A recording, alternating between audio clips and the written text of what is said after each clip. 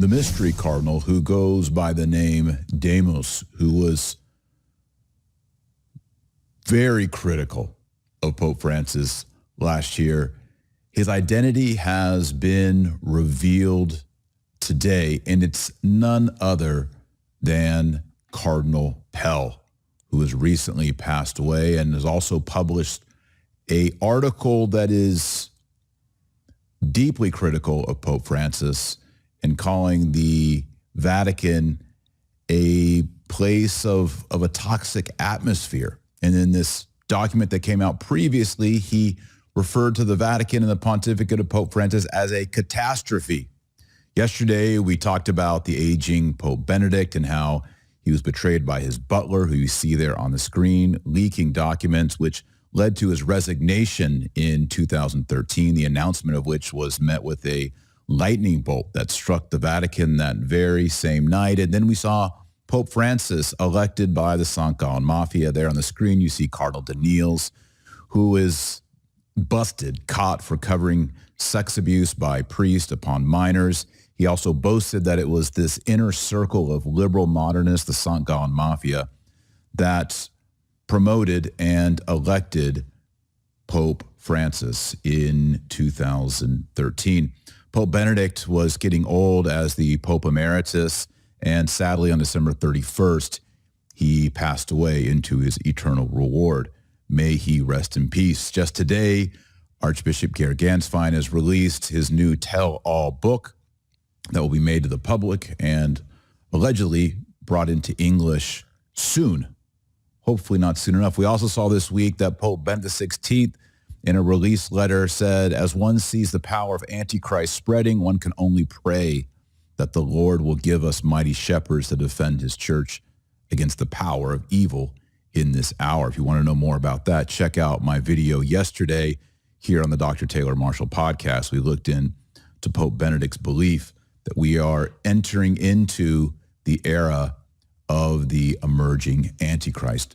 Today's news was released by an Italian journalist, Sandro Magister, and he has reported that Cardinal Pell not only died this week, not only had an article that was attacking Pope Francis's pontificate and the Synod on Synodality, but also Cardinal Pell has now been revealed as the author of the memo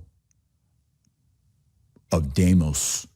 I covered it when it first came out, and I said I didn't know who Demos was. Now we know for sure who Demos is. Demos, D-E-M-O-S, is Greek for people. And this document, I'll read you some portions of it, criticizes the pontificate of Pope Francis, talks about how the legacy of John Paul II is being wasted, and then gives recommendations for choosing and electing a new pope. And I want to go through some of that document briefly today. You can find it translated into English over at Espresso, which is Sandro Magister's blog. And that's where I'll be reading from right now. It states, opening up, the successor of St. Peter is the rock on which the Catholic Church is built, a major source and cause of worldwide unity. So the problem is not the papacy. The problem has always been those who occupy it. Previously, Demos, who we now know as Cardinal Pell, says, Roma locuta, causa finita est. Rome has spoken, the case is finished. The case is closed. But he says now it's Roma loquitur, confusio agitur. Rome, having spoken, confusion augments, grows, multiplies. And then he lists in bullet points, this is Cardinal Pell. We didn't know it was Cardinal Pell at the time publicly. Now we know. The German Synod, he says, speaks on homosexuality, women priests, communion for the divorced. The papacy is silent. Cardinal Horek rejects the Christian teaching on sexuality. The papacy is silent.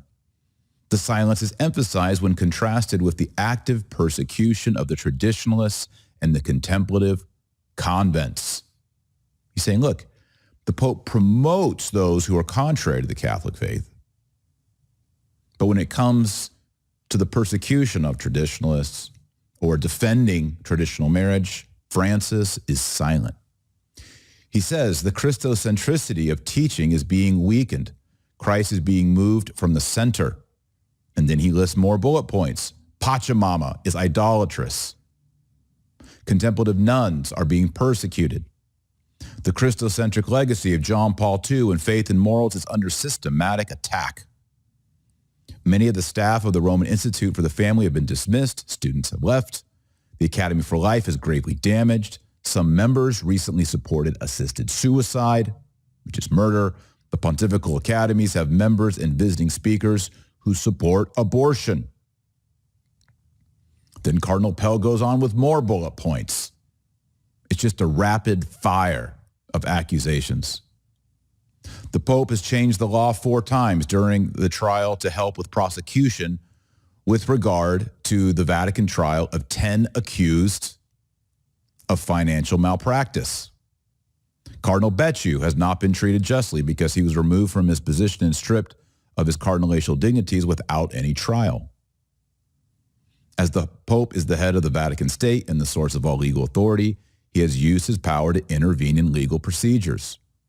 The Pope sometimes, often by means of papal decrees, motu proprio, which eliminate the right of appeal to those affected. Where have we seen this recently? Father Frank Pavone, who's been laicized without recourse. By the way, I'll be interviewing Father Frank Pavone this coming Monday. That's in 3 days. Make sure, by the way, you are subscribed right now. Click the subscription button, hit the notification. We're going to hear from Father Frank Pavone and get updates on his legal status. You're going to want to see that. Subscribe and be ready. While you're at it, hit the like button. Cardinal Pell, as the mysterious Demos who's now been revealed, says many staff, often priests, have been summarily dismissed from the Vatican Curia. Phone tapping is regularly practiced. I'm not sure how often is authorized. And he goes on and on. He even gets into details with amounts of money in euro as it relates to the Banco Ambrosiano scandal. It's embarrassing. This is a catalog of corruption, of deceit. And he lays it all at the feet of Pope Francis.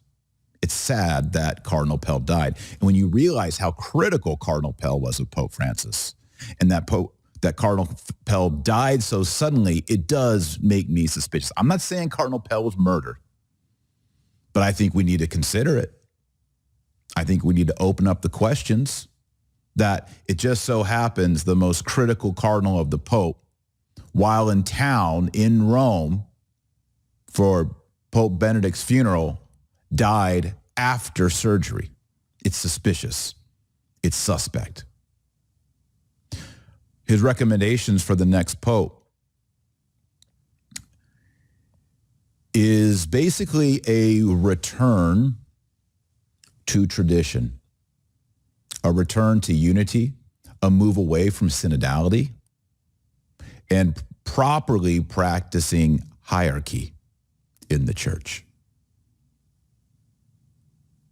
May Cardinal Pell rest in peace.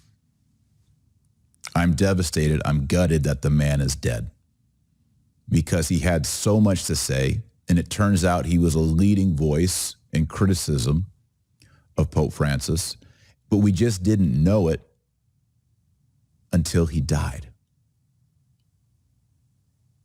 Pray for the repose of the soul of Cardinal Pell. And let's pray, as Pope Benedict asked us to pray, for mighty shepherds to defend his church. That's the request of Pope Benedict. We need mighty shepherds because Pope Francis is destroying the vineyard of Jesus Christ. And it has to stop. It has to stop.